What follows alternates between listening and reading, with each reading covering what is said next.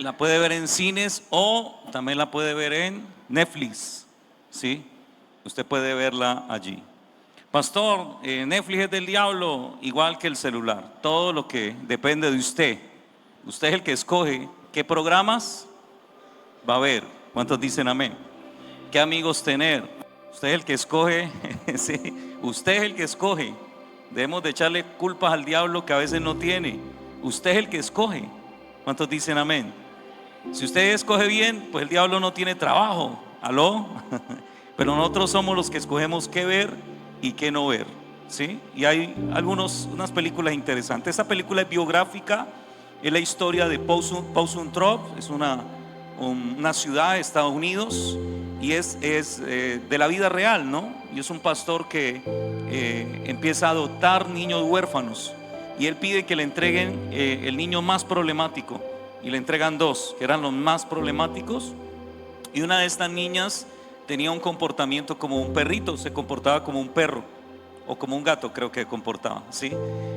Por todos los traumas que tenían, por todos los abusos que tenían. Uno de los niños también tenía un trauma con el agua y no podía ver el agua y por eso gritaba. Bueno, todas las problemáticas que puede tener alguien que ha sido expuesto a las experiencias adversas antes de la niñez. Se dice que si usted tiene más de 3 o 4 experiencias adversas en la niñez, usted es un individuo politraumatizado emocionalmente, ¿sí? Y la expectativa de vida de las personas que han sido politraumatizadas emocionalmente es muy corta. Muchos mueren a corta edad o a temprana edad, o terminan en muchos problemas, algunos muertos, otros heridos de gravedad, con problemas físicos a causa de las heridas. También otros terminan en la cárcel con problemas sociales, problemas psicológicos fuertes, terminan en clínicas de reposo a causa de que niños han sido expuestos a heridas emocionales y su sistema nervioso mantiene alterado, constantemente alterado. El cerebro de estas personas mantiene inflamado constantemente y son personas como Patty, la de el man Germán. ¿Alguna persona aquí pecadora como yo se vio el man Germán? Oye, ¿sí lo llegaba a ver? Había una muchacha ahí que se llamaba Patty, ¿sí? Yo no era que me la miraba, pero habían cosas chistosas que me parecían, ¿sí? Y entonces Patty empezaba a acosar al man Germán y le decía: mi amor, ¿usted cómo está de lindo? Y ella: ya, Patty, ya, no más. Y ella decía: ¡qué rico! Gríteme eso duro, duro, que así es que me gusta, papito, que me grite. Ella era como cucuteña. ¿Dónde está por ahí Josué? Como cucuteño, ¿no? Sí, cucuteños son así, ¿no? ¿Sí, hermano? Sí. Son así como todos. Y esta muchacha, pues lo que me causó curiosidad era que se acostumbraba a eso, a que lo gritaran. Y hay gente que ya se acostumbra a pelear. Y si no es peleando, la persona no está tranquila, no está en paz. O sea, su cerebro se acostumbró al conflicto. Personas que mantienen a la defensiva, que cualquier frase, si lo saludan, no lo saludan, malinterpretan la frase, malinterpretan los comentarios y siempre creen que los están hiriendo, que los están lastimando. Todo está en modo defensa. Personas que tienen altos niveles de estrés, ¿sí? Y se acostumbraron a vivir así. Obviamente, pues al final el cerebro les va a jugar una mala pasada, ¿sí? Porque no están sabiendo manejar su sistema nervioso, no han sanado sus heridas. Sabemos que el único que sana las heridas es el Señor. Psicólogos y psiquiatras solo medican, dan terapias, pero el que puede sanar el corazón y el alma fue el que la creó y es Dios. ¿Cuántos dicen amén? Es el único que puede. En el libro de Encuentra tu persona vitamina, la psiquiatra Marian Rojas Estape, si no estoy mal, o es que no sé si es Ana Ibáez o Marian, fueron al Congo y una de ellas quería conocer una gran mujer. No, esta es otra. Bueno, fueron al Congo, una de ellas dos fue al Congo y fue a hacer voluntariado, a apoyar un lugar donde abusaban niñas, ¿sí? Donde recogían las niñas o daban hogar a las niñas que habían sido abusadas. Y esta psiquiatra encontró algo particular en una de las niñas, y era que era la que más feliz se veía. y la que su mirada era diferente a la mirada de los demás. Y ella le causó curiosidad esto, ¿por qué las otras se veían tan rotas y esta niña se veía reparada? Cuando le cuenta la historia, la niña dice que obviamente pues ella la crió la abuela, que no la criaron sus padres, y que la abuela la vendió a un hombre por comida para sus hermanitas, porque pues no tenían que comer y la vendió. Y este hombre pues tenía muchas niñas y las abusaba a todas ellas. En el segundo abuso que le hizo esta niña, ella se voló y se fue a pedir ayuda a la casa de un misionero que siempre les enseñaba la palabra y les daba comida. Fue lo único que ella encontró como lugar seguro. Y cuando llegó allí, dice que pues este hombre la cogió y que ella entraba a la capilla y veía al hombre de la cruz. Y como el misionero hablaba que el hombre de la cruz fue herido, lastimado, pero que era el único que tenía poder de perdonar, ella se metía a la capilla en silencio y decía: hombre de la cruz, por favor, sana mis heridas. Ella no lo conocía de otra manera, ¿sí? Dice que ella iba constantemente hasta que un día dejó de sentir el dolor social, ¿sí? O el dolor emocional de lo que la abuela le hizo y lo que le hizo este hombre. Y dice que ella perdonó y le contó esta historia a la psiquiatra, y decía ella que ella no podía entender desde la ciencia cómo ella había podido perdonar o había podido sanarse, pero entendía, una psiquiatra científica, ¿sí?, que la clave de la sanidad emocional es el perdón. Y recuerde que perdonar no es un sentimiento, es una decisión. Uno no siente perdonar, uno decide perdonar. Su cerebro normalmente no siente perdonar, su cerebro siente eliminar la amenaza. Nuestro cerebro siempre elimina el obstáculo. ¿Me estoy haciendo entender? Y hay que entender el papel del cuerpo, el papel del alma y el papel del espíritu. ¿Cómo opera el espíritu? ¿Cómo opera el alma? ¿Y cómo opera qué? El cuerpo. ¿Cuáles son sus bases neurobiológicas del cerebro? Que aunque yo decido perdonar a una persona porque me hizo daño, yo decido hacerlo, ahora tengo que hacer un trabajo neurobiológico, tengo que hacer un trabajo a nivel de mi cerebro, tengo que hacer un trabajo a nivel de mi amígdala, no las amígdalas, ojo, no estas, la de acá, ¿sí? La amígdala, que es la memoria emocional del cerebro, que ella graba recuerdos, colores, olores, sabores, rostros, lugares, aún la presión atmosférica, si hacía frío, hacía calor, y a partir de ello crea memorias para protegerte. Cuando estás frente a la situación que te causó dolor o que amenaza tu vida, el cerebro trae el recuerdo. ¿Me estoy haciendo entender? Y trae el recuerdo para que tú ¿qué? Te protejas, para que huyas, reprimes o ataques, o para que elimines la amenaza. ¿Está claro? Entonces, aunque ya decidí perdonar, ¿sí?, con mi cerebro racional, mi mente racional, ¿sí?, la parte emocional todavía me está protegiendo. Entonces, hay gente que tiene conflicto y dice: pero yo ya oré, ya pedí perdón, pero todavía sigo sintiendo esto. Claro, se activa el circuito cingulado anterior, que es la parte del cerebro que tiene que ver con el dolor. Recuerde, si usted golpea, se activa el circuito cingulado anterior, pero si alguien lo hiere emocionalmente, se activa el circuito cingulado anterior. Significa que el cerebro no distingue entre la realidad y la ficción. Y por eso usted puede tener un fantasma, o sea, alguien que lo hirió a usted emocionalmente, esa persona estar muerta y usted seguirlo odiando, y usted seguirlo recreando, aunque ya está muerta la amenaza. ¿Está claro? Y usted sigue lidiando con un fantasma. Bueno, le llamamos fantasma porque está en su mente, como lo que nos pasa con la ansiedad. Los peligros que nos imaginamos que no son reales, no están pasando, pero pensamos que si se ahogara en esa piscina, vean, no, ay, lo van a ahogar ahí. Aunque Jorge Luis sintió que lo estaba ahogando, me dijo: pastor, me estaba ahogando. Y le dije: no, es que no te has de meter bien. ¿Sí me estoy haciendo entender? Él no distingue entre la realidad y la ficción, ¿sí? Con la parte frontal es que si usted no duerme bien, va a tener problemas, puede tener alucinación y puede tener problemas de ansiedad leves y de depresión, porque no se conecta el cerebro emocional con el cerebro racional, se desconecta a causa de la falta de sueño. Y usted entra en un episodio, y no quiere decir que tenga un trastorno, pero puede entrar en episodios, y si esto ya es constante, pues se vuelve un trastorno. Ahí vamos a tener problemas por no dormir de 6 a 8 horas diarias. ¿Está claro? Entonces se activan estas partes del cerebro. Ahora tenemos que lidiar con esa memoria emocional que todavía nos hace ver al otro como una amenaza, o la situación como una amenaza. y sistemáticamente usted tiene que desensibilizarse. Recuerde, perdonar no es reconciliarse. Eso lo hemos hablado en algún momento. Porque para que usted se reconcilie, el que le hizo daño tiene que cumplir 3 condiciones, que es arrepentimiento, reparación y rehabilitación. El que te hizo daño, reconocer que te hizo daño, decir perdóname porque lo que te hice estuvo mal. Lo segundo, ¿qué puedo hacer para hacerte sentir mejor?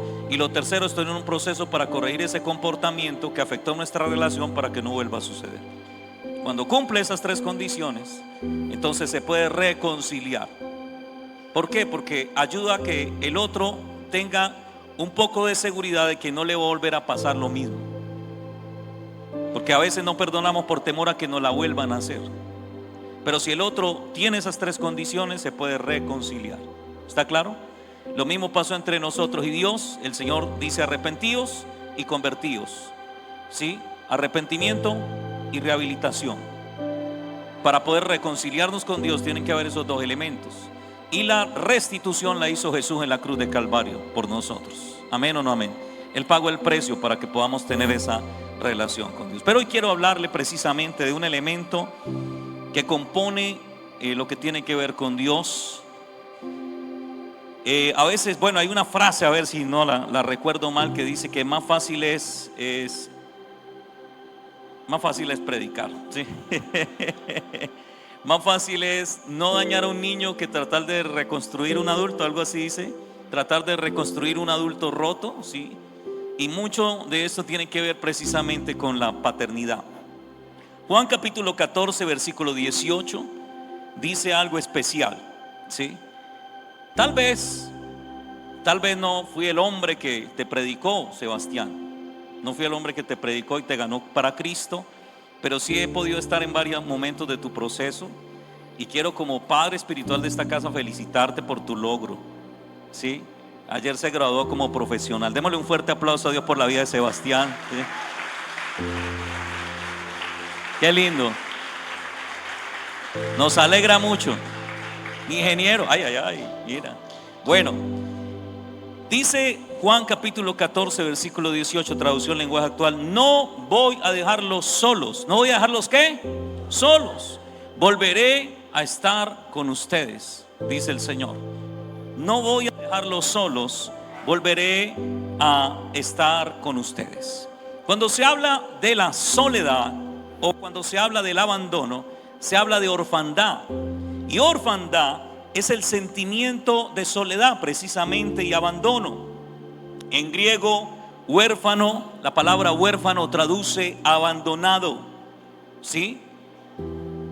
Y la privación de un ser querido es no tener ese ser querido. En la antigüedad, ¿sí?, el no tener padre era un gran problema, ¿sí? Si la persona no tenía papá era un gran problema. ¿Por qué? Porque se abusaban de las personas, les quitaban sus propiedades, abusaban de los huérfanos y abusaban de las viudas, ¿sí? Y eso era muy común en la antigüedad, ¿sí? Y usted ve en la Biblia varias historias en las cuales las personas que no tenían papá les quitaban sus cosas, perdían sus cosas, y la gente siempre como que se las montaba y abusaba pues de ellos. Y algo curioso es que el Salmo 68 del 5 al 6, la versión NTV, nueva traducción viviente, dice que Dios es padre de huérfanos, defensor de las viudas, y dice: este es Dios, está hablando de lo que es Dios. Dios es padre de huérfanos y Dios es defensor de las viudas, ¿sí? Este es Dios y su morada es santa. Y después dice el verso 6: Dios ubica a los solitarios en familias. Porque una de las preocupaciones de Dios desde el principio de la creación era que el hombre estuviera solo.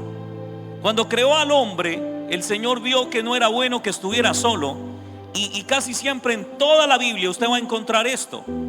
Usted va a encontrar que Dios siempre está declarando: yo estoy contigo y les dejaré un consolador para que esté con ustedes todos los días hasta el fin de los tiempos. Yo me voy, pero no los dejo solos. ¿Cuántos dicen amén? ¿Sí? Ay del solo, dice la Biblia. O sea, la soledad tiende a ser mortal. En algún momento hablamos de un estudio que se hizo sociológico y psicológico de los asesinos en serie o los que causan masacres en colegios, instituciones educativas o grandes conciertos en Estados Unidos, la mayoría jóvenes o adultos jóvenes. Y una de las particularidades que tenían todos era que eran personas solitarias. Todo el mundo los describía como personas aisladas de los demás, ¿sí? Con familias disfuncionales, criados por otras personas, a veces cuidadores, a veces padres. Pero la cualidad de ellos, o la cualidad no, la característica de ellos era que eran personas solitarias. O sea que la soledad tiende a ser mortal. Y el mismo Dios que nos creó, el Dios que no solo es un Dios sino un Padre, Él entiende la importancia de que entendamos que no estamos solos. Dios nunca abandona a sus hijos. Dios nunca abandona a su pueblo. Somos nosotros los que lo abandonamos a Él. Pero pensar o creer que Dios nos dejó porque estamos viviendo problemas o situaciones adversas es una concepción errada de nuestra mente. Obviamente, cuando el cerebro se altera, cuando perdemos la paz, vamos a perder la capacidad en nuestro cerebro de sentir a Dios, porque uno percibe a Dios en el cerebro a través de los sentidos. Uno siente la presencia de Dios, uno percibe algo en su espíritu y uno dice: siento paz y siento que Dios está conmigo. Pero cuando las cosas no andan bien y perdemos la paz, ahí entonces empezamos a creer que Dios no está con nosotros. ¿Está claro? Nos sentimos huérfanos, y no hay nada peor en este mundo que sentirse huérfano, que sentirse abandonado, ¿sí? ¿Por qué muchas personas caen en grupos que terminan haciendo cosas incorrectas? ¿Sabe por qué? Porque presentan un modelo de familia. Porque le dicen: venga que aquí esto es una hermandad, esto es una familia. Aquí usted no va a volver a sentir solo. ¿Está claro? Y como le presentan el modelo de familia, de compañía, como lo sacan de la orfandad, así sea para hacer cosas incorrectas, muchas personas abrazan esto, solo por no quedarse solos. Porque se dice que quien tiene la herida de abandono genera dependencia emocional. O sea, donde le muestren cariño, afecto y amor, de ahí se pega. Aún jovencitas, que si en la casa usted no sabe criar a sus hijos y bueno, no los cría de la manera correcta, ¿sí? El primero que se aparezca pintándole pajaritos en el aire, de ahí se pegan, solo por huir del hogar. Porque tal vez sienten que su hogar no es real. Bueno, su casa no es un hogar. ¿Aló? Su casa no es un hogar. Por ahí dicen home, swing home, ¿no? Home, swing home, ¿sí? Hogar, dulce hogar. O sea, yo anhelo estar en mi casa. Si yo pudiera predicarle a ustedes de mi casa, pero yo soy feliz en mi casa. Mis hijos son felices en nuestra casa. O sea, nosotros somos felices en familia. Pero hay gente que no se aguanta el papá, no se aguanta la mamá, no se aguanta el esposo, no se aguanta la esposa, no se aguantan los hijos. Lo último que quiere hacer es llegar a esa casa. ¿Aló? Porque dejó de ser un hogar, dulce hogar, y se volvió en un infierno. Cuando debería ser que nuestro hogar tiene que ser un pedacito de cielo en la tierra, se volvió fue un pedazo de infierno en la tierra. Pastor, usted entra ahí, cuando entra el diablo lo saluda. ¿Aló? Te siente como sale el fuego de ahí, ¿sí? Porque no hay paz, se pierde la paz. Recuerde que las peleas llaman demonios y no aprendemos a solucionar los conflictos. En vez de tener paz, el enemigo va a tomar posesión de nuestra casa. La Biblia dice: no deis lugar al diablo. No se ponga el sol bajo vuestro enojo. Airaos, pero no pequéis. Usted puede sentir emociones, pero que sus emociones no lo hagan pecar. Y no le abra la puerta al diablo. No dé lugar, no le abra la puerta. Solucione las cosas de hoy. Hoy no deje eso para mañana, porque se vuelve rencor. Rencor viene del griego ranciere, que significa algo que usted guardó de un día para otro, y ya después van 2 días, 3 días, 4 días, 5 días y huele feo. Una característica de la persona que tiene rencor es que va al pasado a sacarle cosas a usted para acusarlo en el presente. Rencor. Rancio. ¿Ve cuándo pasó eso? Eso pasó hace 10 años. Uy, papi, eso está podrido. ¿Aló? ¿Y cuándo pasó esto? No, esto pasó la semana pasada. Unos frijoles de la semana pasada, por más que usted los meta en el congelador, papi, eso usted lo come y ya eso se descoce, la atmósfera se pone pesada después de que usted los cocine. ¿Sí o no? ¿Sí o no? Algunos hacen, pastor, el otro día usted vio, ¿sí? Entonces, amados, la idea del Señor es ubicar a la gente solitaria en una familia, pero realmente que seamos familia. Tener claro el concepto de familia, no el concepto de la redefinición de la familia, que hoy quieren redefinir el concepto de familia. Y hoy la sociedad quiere definir la familia cuando fue la familia la que creó la sociedad. Sin familia no existiría la sociedad como tal. ¿Sí? El concepto de familia es bíblico, ¿sí? Es claro, pero tiene también fundamentos científicos y psicológicos de por qué, en la importancia del papel de cada miembro de la familia en el hogar. ¿Sí? Y cómo hombre y mujer son diferentes, y algo que se llama diferencias complementarias. Aunque somos diferentes, ¿qué? Nos complementamos como la tuerca y el tornillo. ¿Sí? Para toda tuerca hay un tornillo. Necesitamos ser complemento, no necesitamos ser iguales, pero sí complementarnos. Cuando uno empieza a mirar cómo Dios creó el hombre y cómo Dios creó la mujer, uno empieza a entender muchas cosas, y cosas bastante particulares. Desde la ciencia, cuando vamos a la ciencia y luego vamos a la Biblia para entender o poder explicar la ciencia de la Biblia, nos damos cuenta que Dios todo lo hizo perfecto. Por lo menos el que da el género, si es hombre o mujer, niño o niña, es el hombre. El hombre es el que tiene el cromosoma XY. ¿Está claro? Cuando varón usted quiera tener un niño, una niña, pues calcule bien, no sé, tome una agüita, séquese bien, no sé qué es lo que tiene que hacer, pero bueno, ahorita le explico. Pero si no le sale lo que usted quería, meta un golpe allá en los bajos, porque el problema no fue su esposa, el problema fue usted. Hay hombres que se enojan, ay, me salió niña, pues que el problema fue suyo, papi. Usted que carga la información genética de hombre o mujer, la mujer no. ¿Está claro? Pero algo curioso es que los espermatozoides del hombre tiene dos clases de espermatozoides que tienen la información XY. Y el espermatozoide, vea, esto es curioso, usted lo tiene que entender, porque el espermatozoide que lleva la información masculina es diferente al que lleva la información femenina. Imagine, no son iguales, lo que pasa es que nosotros no los vemos. Pero cuando han hecho el estudio se dan cuenta que ambos son ¿qué? Son diferentes. ¿Usted no se ha preguntado por qué hay tantas mujeres? Y no solo en la iglesia, en todo lado, en los colegios, en las universidades, en el trabajo, en las iglesias, en el mundo entero hay más mujeres que hombres. ¿Sí o no? ¿Usted no ha preguntado por qué? Porque el espermatozoide que lleva la información del hombre, ¿sí? Dice que es más delgado y es más rápido, o sea, ¿sí me hago entender? ¿Serio? Pero el espermatozoide que lleva la información de la mujer es más acuerpado y es más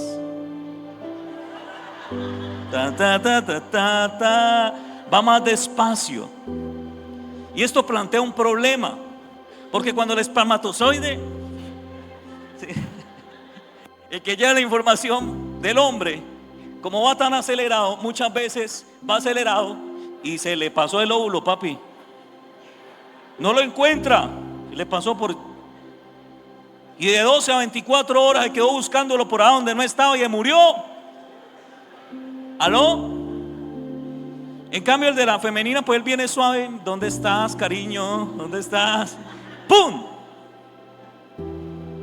Y por eso a veces los hombres tendemos a ser ¿qué? Acelerados.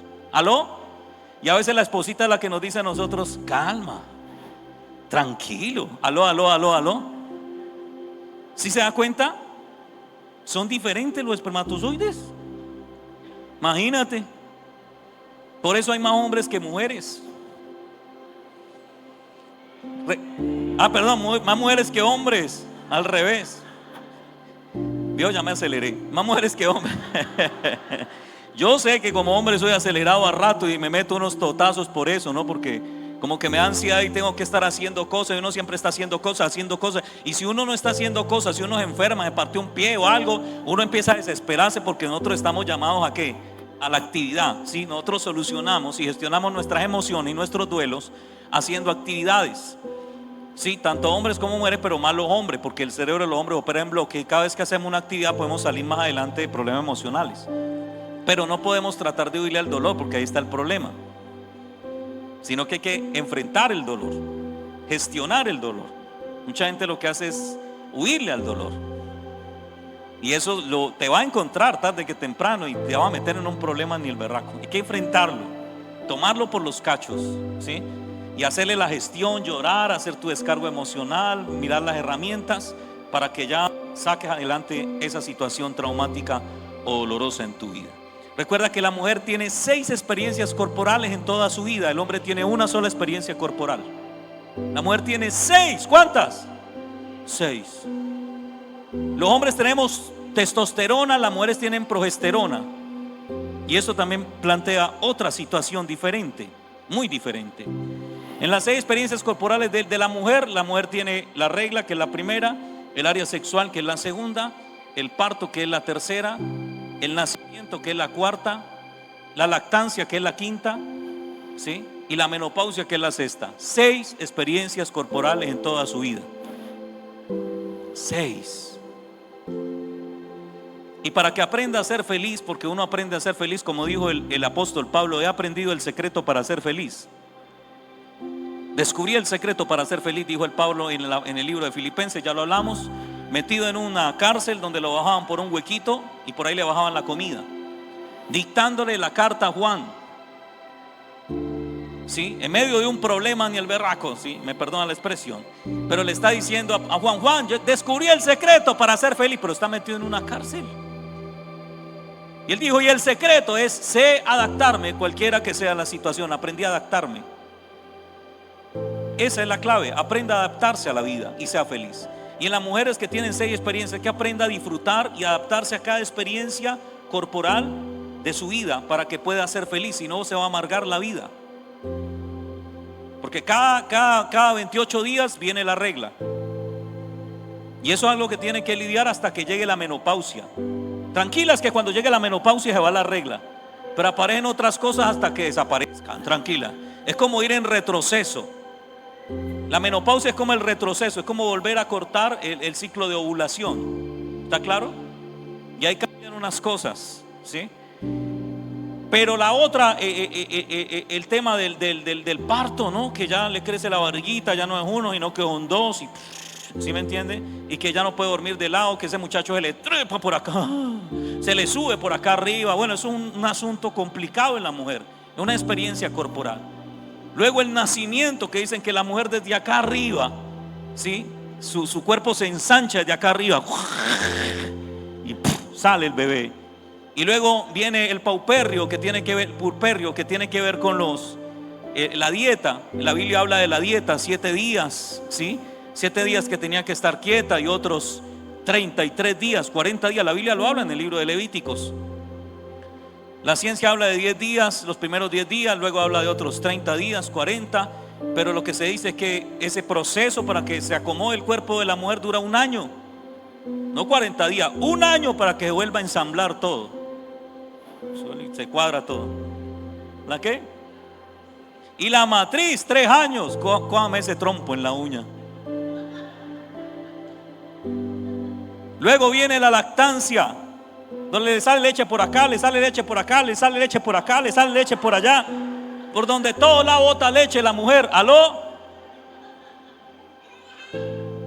Tremendo, ¿no? Pero ¿es verdad o no es verdad, muchachas? Y luego viene la menopausia. ¿Cuál es la única experiencia corporal del hombre y la mujer que comparten los dos? El área sexual.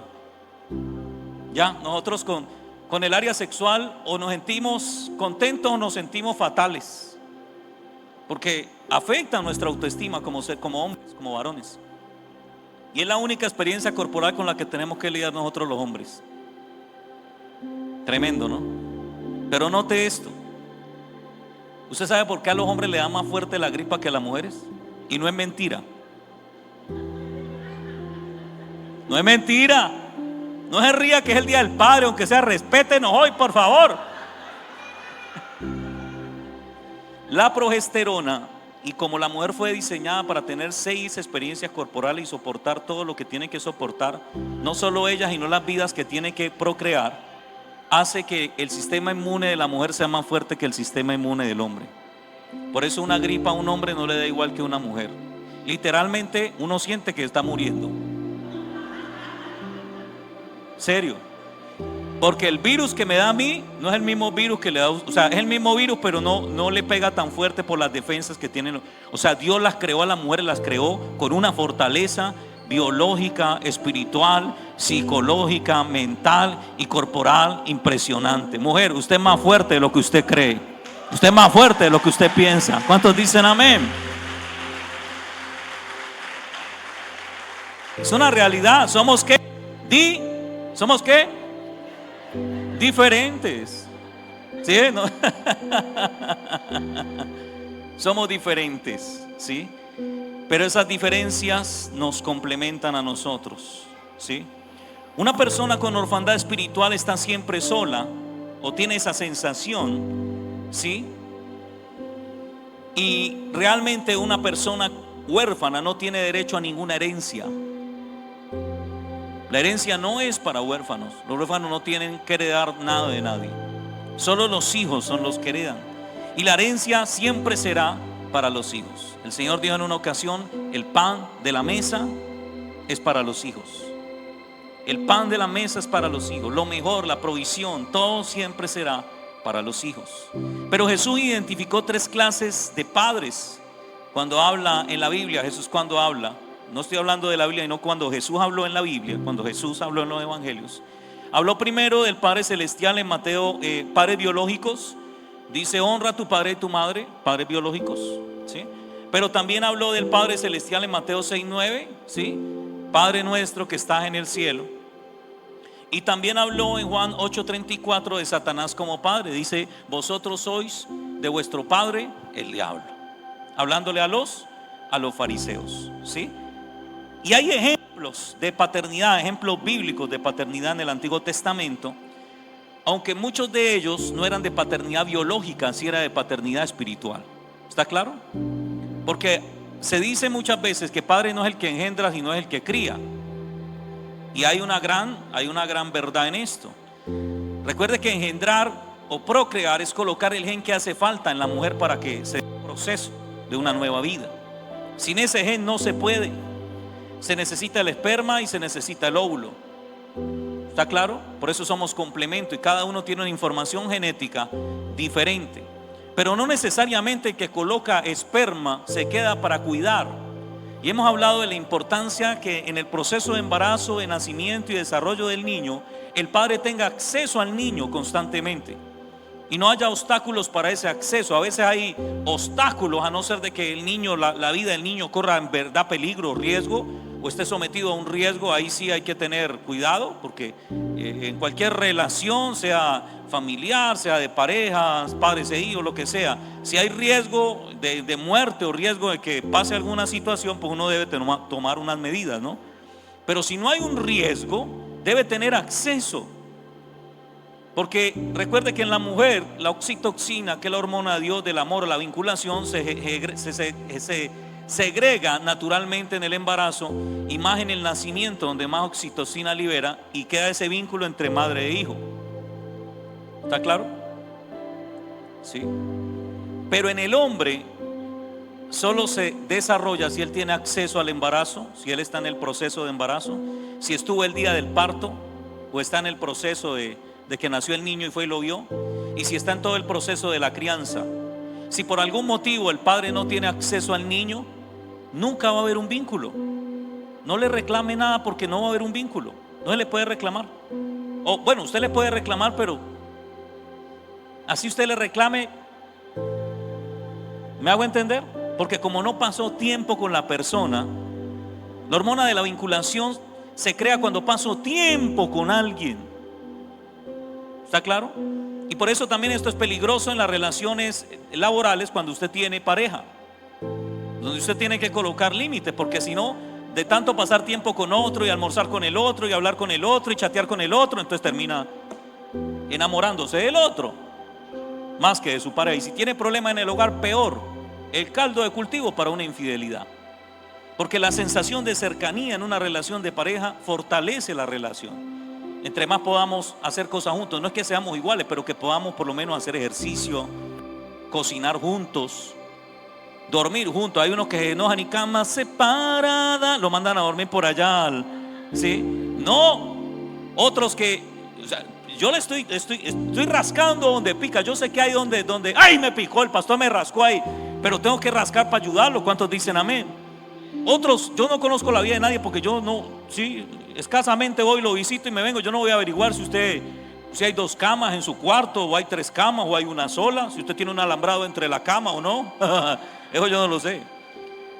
Pero cuando vienen los hijos, ojo con esto, cuando vienen los hijos tiende a distanciarse la pareja, porque todo el amor, el afecto, el cariño, la atención y el tiempo va para los niños.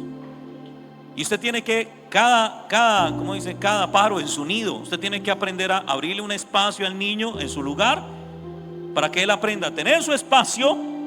Y usted también aprenda ¿a qué?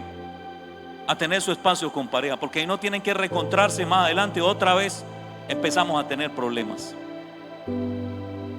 El niño tiene que dormir en su cama, por favor. Y si es posible en su cuarto, mejor. Si es posible, para que usted pueda estar solo con su esposo, su esposa, se puedan abrazar, entrepiernar, llámelo como quiera. ¿Aló? Porque si no, la relación va. Si estamos entendiendo cómo detalles dañan nuestro hogar, pueden dañar nuestro hogar, detalles pequeños, ¿sí? Y ellos tienen que aprender a que este es el espacio de papá y mamá, y ese es el espacio de ¿quién? De ellos. ¿Está claro? Es importante entenderlo, ¿sí? Y por favor, si usted tiene cuarto y su niño está en otro lado, póngale puerta a esa vaina. No una cortina, póngale una puerta grande. Y sonorice su cuarto. Que ellos no sepan cuando usted tiene su relación sexual con su esposa, porque ahí no usted está sexualizando a su hijo. Y se puede meter en un problema hasta legal con eso usted. Porque el niño está viendo, eso es abuso también sexual, cuando el niño está expuesto a desnudos, ¿sí? Violación es otra cosa, pero abuso tiene que ver también con eso, ¿sí? Usted tiene que cuidar esa parte, tiene que cuidar la integridad sexual de su hijo, de su hija. ¿Cuántos dicen amén? Sexualizar es que un niño empieza a tener comportamientos sexuales a temprana edad. ¿Dónde lo aprendió? Eso no le llegó porque sí, lo aprendió, lo vio en algún lugar, fue expuesto por algo. Y a veces como padres somos muy descuidados en eso, y eso lo mete en problemas a usted. Amén. Eso también es ser padres, porque es cuidar la salud mental de mi hijo. ¿Cuántos dicen amén? No es bueno que los niños se queden tanto tiempo solos, porque si no viene la ¿qué? La orfandad. ¿Está claro? La orfandad. Entonces la Biblia habla de ejemplos en el Antiguo Testamento de padres y en el Nuevo Testamento de padres espirituales. Hombres que tuvieron cuidado de otros, ¿sí? Por lo menos Abraham es llamado por Dios el padre de ¿qué? De multitudes, pero también es llamado el padre de la fe. Padre también tiene que ver con el precursor, el pionero, el que primero lo hizo.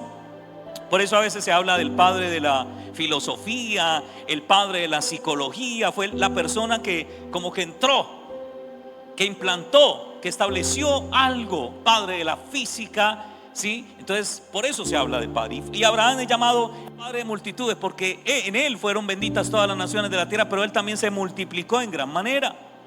Y padre de la fe porque también fue un hombre que fue pionero en la fe, logró cosas grandes en la fe. Pero también aparece Elías como padre de Eliseo, y el mismo Eliseo lo reconoce a él como padre. Elías y Eliseo tenían escuelas proféticas, tenían discípulos, pero ninguno de ellos llamó a Elías padre, ninguno de ellos llamó a Eliseo padre. ¿Está claro? Ninguno de ellos lo llamó padre. ¿Por qué? Porque tal vez tenía discípulos o tenía hijos, pero no lo reconocían como padre. Yo como padre espiritual de la casa puedo tratarlo a usted como un hijo, pero usted no puede comportarse con un hijo hacia nosotros como padre y madre espiritual de la casa. No tener la actitud de un hijo aunque nosotros lo vemos como un hijo. Y le recomiendo que se vea la película Sonido de Esperanza, porque el que no puede ver a otro o aceptarlo como su padre está en orfandad y siempre va a tener conflictos internos y va a provocar conflictos al interior. Porque el huérfano siempre demanda, siempre está demandando cosas, ¿sí? Por las heridas que hay en su alma o en su corazón. Eliseo también se convirtió en padre del rey Joram. El rey Joram no era el discípulo de la escuela profética de Eliseo. Y el rey Joram le dijo a Eliseo le dijo: Padre mío, ¿qué hago? ¿Y sabe por qué le dijo eso? Porque Eliseo lo cuidó de que lo mataran. Lea la historia, ahí está en la Biblia, en Segunda de Reyes. Eliseo le decía al rey: pilas, que en la esquina lo están esperando ya hicieron un plan en la esquina para matarlo. No vaya a salir al mediodía porque ya lo van a cazar. Y al mediodía estaban ahí esperándolo para matarlo. Al otro día: pilas, que cuando salga allá al fondo, también lo están esperando para matarlo. Y entonces querían matar los sirios al rey de Israel. Pero a causa de ¿quién? De Eliseo. Nunca el rey llegaba. Porque Eliseo lo estaba ¿qué? Cuidando. Lo estaba protegiendo. ¿Está claro? Porque padre también es uno que estorba. ¿Aló? Padre también estorba. Padre también te muestra el mal camino. Padre te dice lo que no está bien en tu vida. Eso no gusta. Pero eso es un padre. ¿Cuántos dicen amén? Dios también estorba, ¿sabes? Dios estorba malas decisiones que vamos a tomar. A veces Dios estorba como estorba Balaam con la burra. Porque hay caminos que al hombre le parecen de bien, pero su final es camino de muerte. Todo buen padre y buena madre estorba a sus hijos. Les llama la atención. Mira, lo que estás haciendo está mal. Y te lo digo porque te amo. Y sé que cuando uno quiere hacer lo que uno quiere y otro no lo deja, a uno le molesta, le incomoda, ¿cierto? No nos gusta. Pero el que te ama te va a decir: es que yo sé que te va a pasar algo. Yo ya pasé por ahí, papi. Papi, yo pasé por ahí tirando piedra, papi. Aló. Vea, yo tengo cicatrices aquí a causa de eso. Haga caso. Y si no, pues hágale totese ahí, porque pues no quiero que te duela, pero si no, pues te espero acá al otro lado. Ni modo, si no quieres hacer caso, hazle. Pero padre es uno que estorba. Tiene que estorbar para ser padre.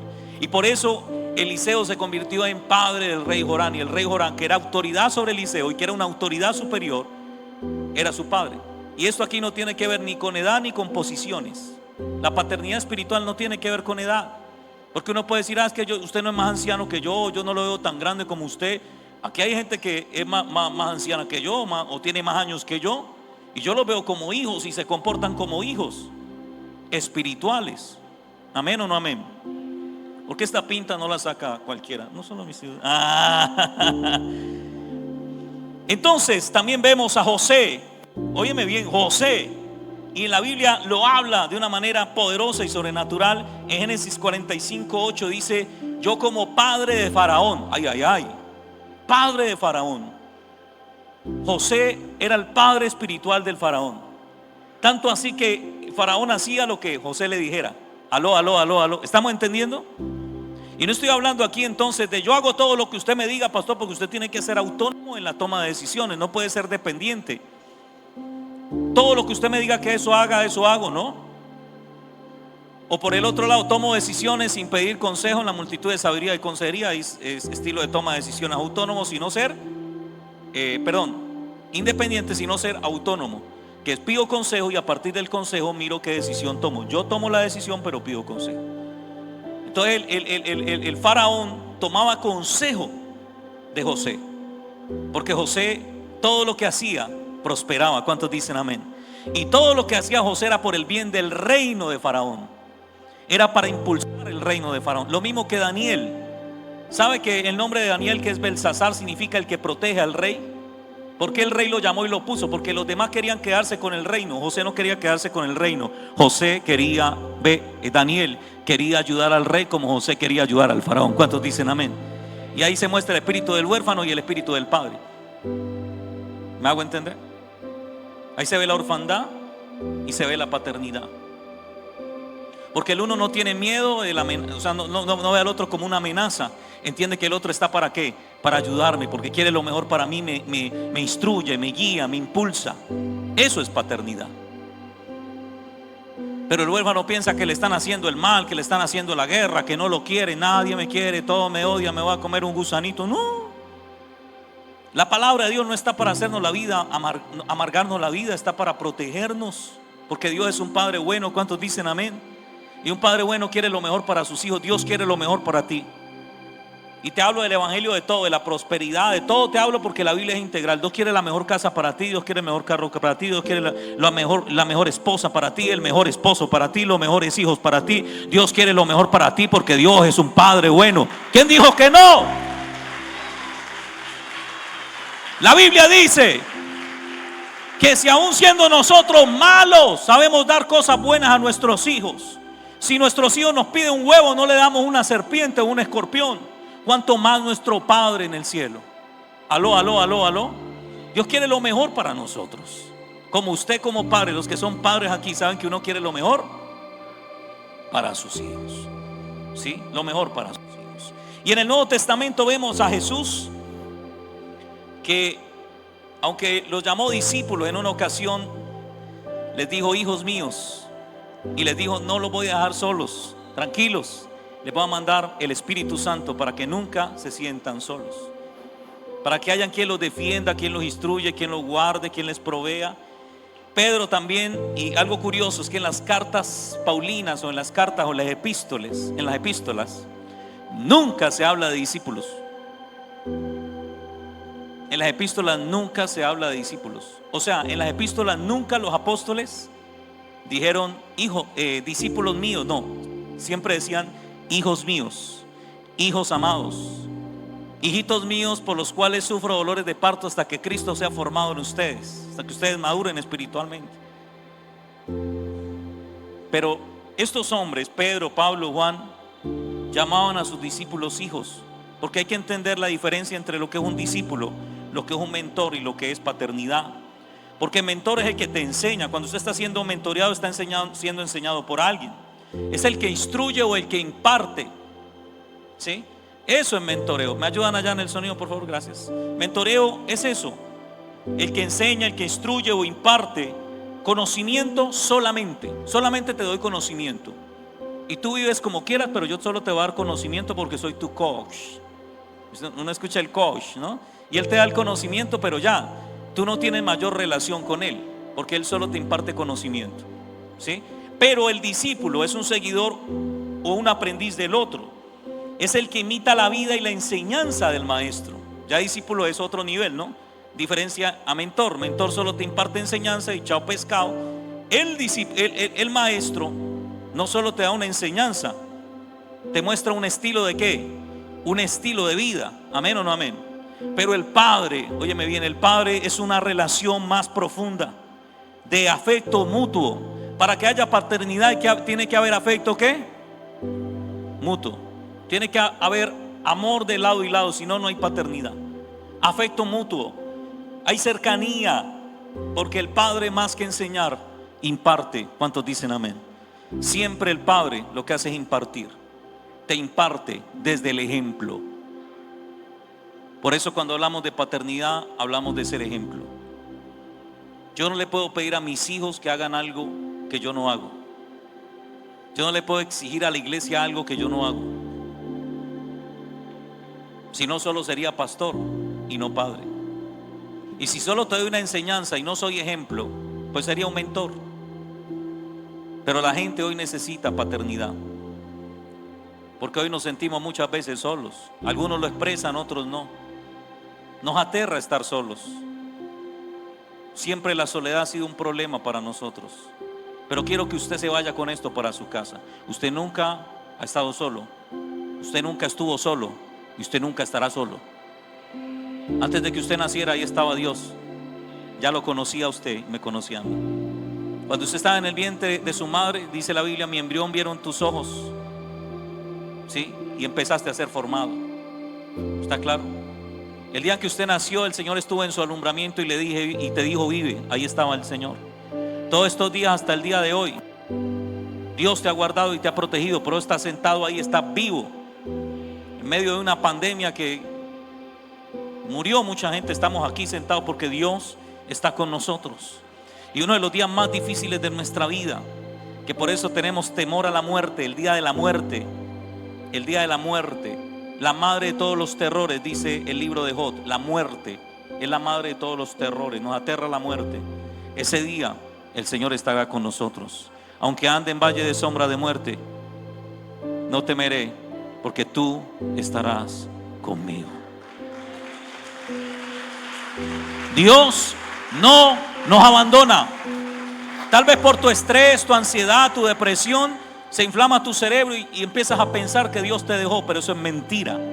Dios nunca nos abandona. Dios nunca nos abandona, porque Él es nuestro Padre. ¿Cuántos dicen amén? Y eso es paternidad.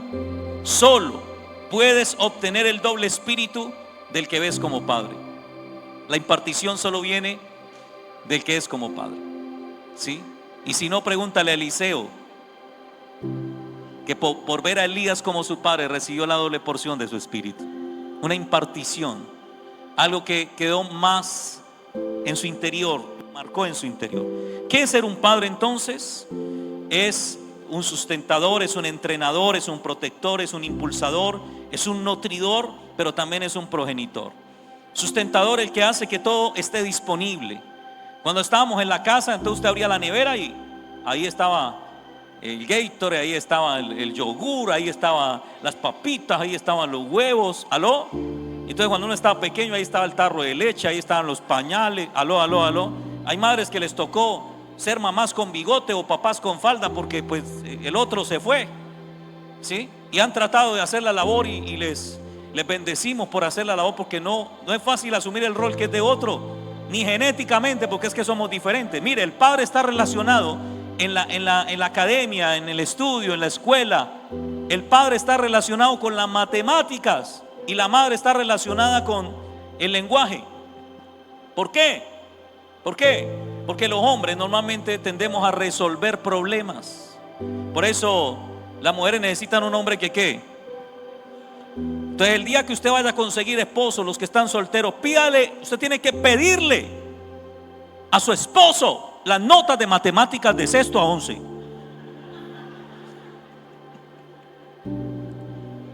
Ay. Sí, para que usted sepa si ese hombre resuelve o no. Ay, no estuvo muy buena. Me llegó ahorita nomás. Pídale las notas de 6º a 11. Si le fue mal en matemática, no se meta ahí, porque el muchacho no resuelve ni la suma, ni la resta, ni la multiplicación. Estoy molestando, no le va a pedir las notas, ¿no? Necesito el certificado de notas por la registraduría, ¿no? Que quede autentificado. Y la mamá está relacionada con el lenguaje, porque la madre es más de lenguaje, más de escucarlo a uno. Normalmente los hijos hablan más con la mamá que con el papá. Y eso hablan horas y horas. Yo a veces estoy dormido y me despierto y Juan hablando con la mamá. Y yo todavía están hablando. Yo ya hablé lo que tenía que hablar, mis 3.500 palabras diarias. ¿Aló? Pero están relacionadas con el lenguaje. Pídale las notas entonces de 6º a 11 en lengua castellana y en inglés. Si le fue mal, ahí no se meta, mi hijo, que pero también se dice que es el entrenador, el que transfiere conocimiento, el protector, el que guía y guarda, el impulsador, el que levanta, tira hacia arriba. Un padre siempre impulsa a sus hijos. ¿Cuántos dicen amén? Siempre les deja una plataforma más alta para que ellos salten más alto de lo que usted saltó. Y la idea es dejarle a los hijos una plataforma más alta. No que él sufra lo que yo sufrí. No, papi, eso no es paternidad. Si no, entonces Jesús, ¿sabe qué hubiera dicho Dios? No, pues métalos todos a la cruz para que sientan lo que sintió Jesús, que a todos los crucifiquen y que todos resuciten al tercer día. ¿Eso hizo Dios? ¿Eso está bien? No, porque eso no es paternidad. Dele una plataforma más alta para que ellos lleguen más lejos de lo que usted llegó. Enséñeles, muéstreles cómo se hace el dinero, cómo usted salen adelante, pero dele una plataforma más altica. Eso es ser padre. Pero también es un nutridor, y es el que suministra alimento, no solo el físico, el emocional y el espiritual. Y es también el progenitor, el que imparte el gen. Por el ejemplo se imparten los genes. Nuestros hijos no hacen lo que nosotros decimos. Nuestros hijos hacen lo que nosotros hacemos. Porque la mayor influencia de los padres no son las redes sociales, no son los youtubers, no son los influencers. La mayor influencia de cualquier hijo son sus padres. Lo que diga su papá, lo que haga su papá, para eso es más importante y más sagrado que cualquier cosa. Cuando no estaba en Cristo, que tenía entre 17 y 23 años, que caí en las drogas, en el alcohol, andaba molestando con mujeres y pandillas en la calle, la voz que a mí me atormentaba, la voz interior, era la voz de mis padres y la voz del Espíritu Santo, que siempre está con nosotros, aun cuando estamos ahí en medio del pecado, porque donde abunda el pecado, sobreabunda la gracia y la misericordia del Señor. Dios está ahí. Él es Dios en la luz, en la oscuridad, donde Él se pasea donde quiere pasearse. ¿Aló? Él se para donde quiere pararse y los demonios le tienen que arrodillar. Si Él va al infierno y se para ahí a mirar a ver cómo están portando ustedes, tienen que arrodillar todos los demonios, el mismo diablo también, porque Él es el rey sobre todos. ¿Cuántos dicen amén? Sobre todos los demonios, sobre todo Él es rey. Todos tienen que doblar su rodilla delante de Él. Y cuando yo estaba ahí, había una voz que me decía: tu papá no fuma marihuana, tu papá no toma alcohol, tu papá no se acuesta con mujeres, tu mamá no hace esto que tú estás haciendo malo.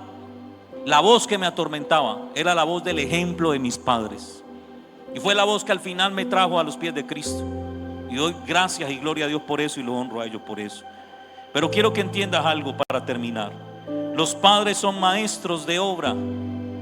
Dice el apóstol Niji Makinde en su libro Paternidad Espiritual. Los padres son maestros de obra y las madres son las constructoras. La mujer sabia edifica la casa. Y quiero darle un consejo a los jóvenes solteros. Consígase una mujer que en su calzado, que es importante esto, use botas.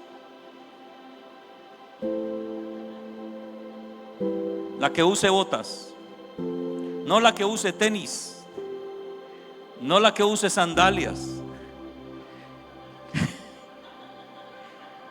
porque la Biblia no dice eso. Ni la que usa chanclas, ni tacones. La Biblia dice la mujer de bota.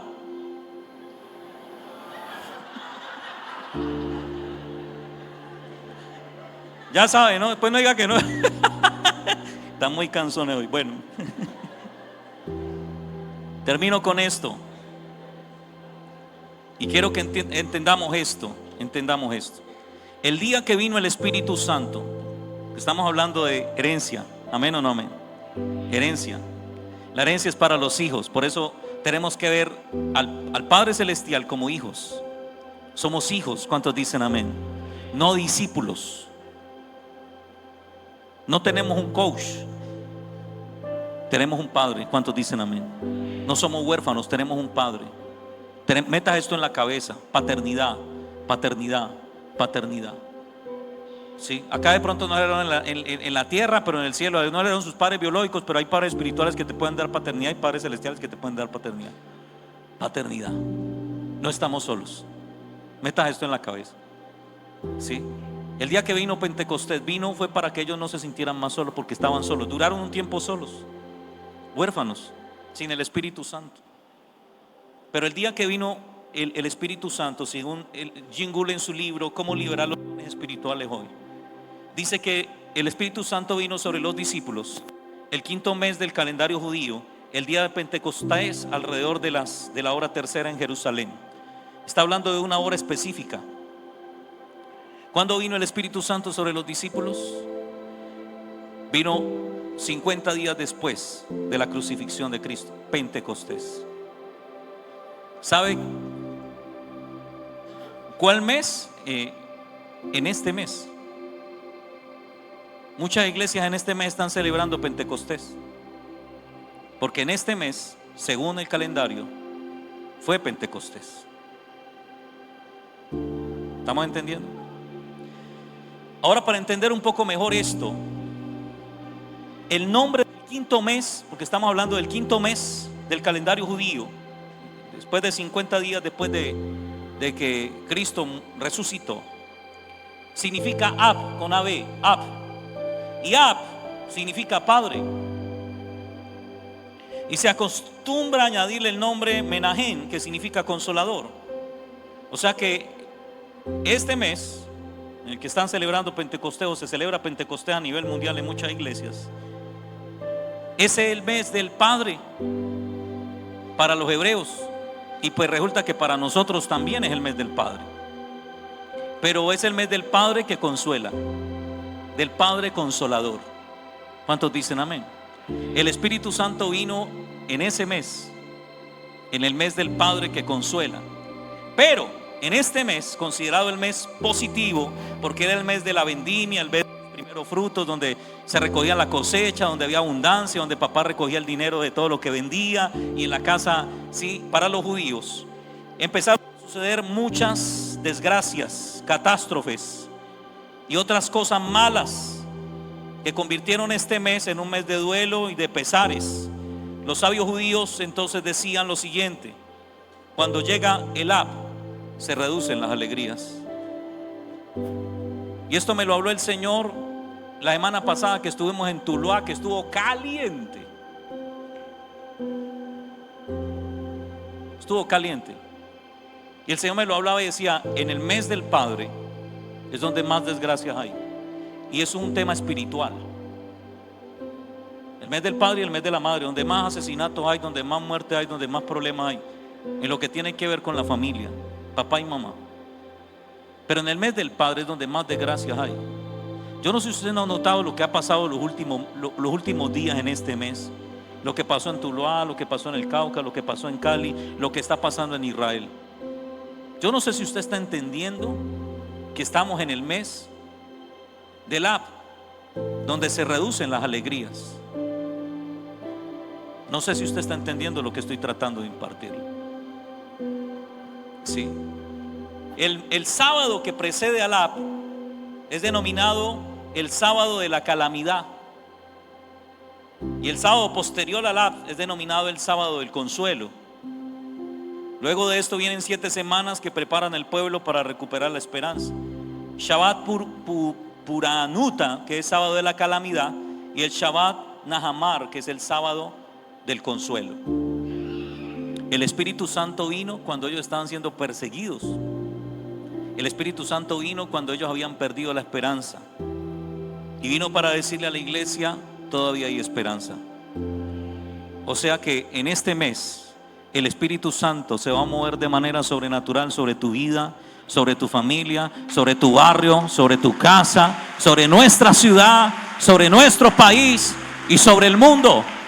Porque nuestro Padre todavía consuela, porque el Espíritu Santo todavía está en la tierra, porque tú no estás solo. A pesar de lo que está sucediendo a nivel mundial, no estamos solos. Y usted tiene que verificar realmente no estar solo, sino llenarse del Espíritu Santo. Llénese del Espíritu Santo. Busque al Espíritu Santo. Desarrolla amistad con el Espíritu Santo, porque Él es el que nos da la fe de que no estamos solos. El Espíritu Santo es la realidad del Padre Celestial en nosotros, que nos hace saber que no estamos solos, que nos hace saber que Dios está con nosotros. Y según mi Biblia y la suya, si Dios está con nosotros, ¿quién contra nosotros? El mal no te podrá tocar a ti, ni podrá tocar tu casa, ni podrá tocar tu familia, ni podrá tocar tu vida, porque tú eres de Dios, y el que te toca a ti, toca a la niña de los ojos de Jehová. Tú puedes decir: no se meta conmigo porque usted no conoce a mi papá. No se meta conmigo porque el dueño de todo. Y usted puede decirle a la empresa a la que usted quiere entrar: vea, usted puede decirle: papá, yo quiero entrar ahí. Y su papá le abre la puerta. ¿Cuántos dicen amén? Papá, yo quiero viajar a tal país. ¿Usted cree que eso me conviene o no me conviene? Y si me conviene, ábrame la puerta. Si no, no. Y si le conviene, su papá, que lo ama mucho, le abre la puerta. ¿Cuántos dicen amén? Papá, me quiero casar con este, pero si hay uno más bonito, pues una más bonita. Pero usted tiene un papá que cuida de usted. Déjese cuidar por papá. Hay cosas que no se dan no porque Dios no quiera, no quiera amargarte, sino porque no es el momento, porque no es el tiempo. Porque tu papá, que es más sabio y que tiene la perspectiva de todo el mundo, sabe qué te conviene y qué no te conviene. En vez de ponerse a pelear con Dios y hacerle berrinche al Señor, Dígale: Señor, ayúdame a entender tu voluntad. Si no es la voluntad tuya, quita esto de mi corazón, pero si es la tuya, dame paz. ¿Cuántos dicen amén? Porque sé que tú eres mi papá. Amén. Sé que tú eres mi papá.